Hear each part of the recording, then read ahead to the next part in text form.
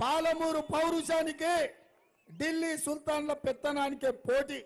ఇలా గుజరాత్ నుంచి నరేంద్ర మోడీ వచ్చినా, అమిత్ షా వచ్చినా, పాలమూరు వచ్చినా, లేకపోతే నారాయణపేట వచ్చినా, మక్తల్ వచ్చినా, షాద్నగర్ వచ్చినా ఒకటే మాట, మీ రేవంత్ అన్నను ఓడించాలని.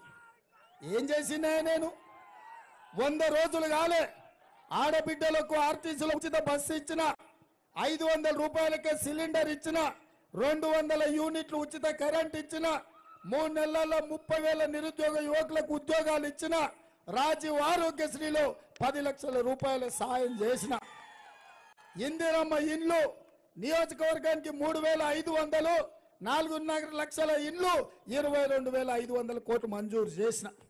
ఈ దేశంలో బీసీ జనాభా లెక్క కట్టాలి, కులగణన చెయ్యాలి, వాళ్ళ దామాష ప్రకారం రిజర్వేషన్లు పెంచాలి, నిధులు ఇవ్వాలని ఆదేశాలు ఇచ్చిన.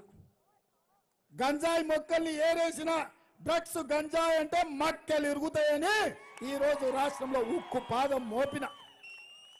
100 రోజుల్లో ఇన్ని పనులు చేసిన నేను నిన్న మొన్న ఒక ఆయన తిరిగిండు, కొడుకు అన్నాడు కారు ఖరాబ్ అయింది, షెడ్డుకు పోయిందని.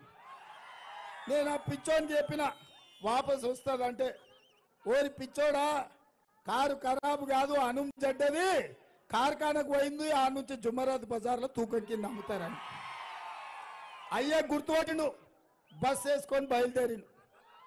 మహబీనగర్ పోయిండు, నాగర్ కర్నూలు పోయిండు, మిర్యాలకు కూడా పోయిండు, సూర్యాపేట పోయిండు, భువనగిరి పోయిండు.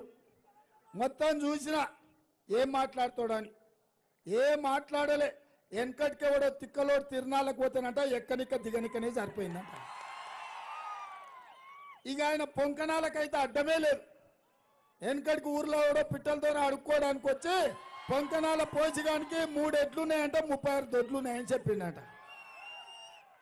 100 రోజుల్లో ఇన్ని చేసిన నన్ను ఏమి చేయలేదు జిగవంటున్నాడు.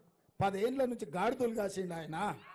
అందుకే కదా బోర్ల పడేసారు, బొక్కలు ఇరగొట్టారు, బొంద పెట్టిరు బీఆర్ఎస్ పార్టీని. ఇవాళ వాళ్ళు కూడా మన గురించి మాట్లాడుతున్నారు.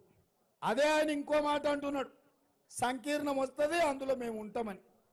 కాంగ్రెస్కి 40 సీట్లు వస్తాయంట, మోడీకి 400 సీట్లు వస్తాయంట.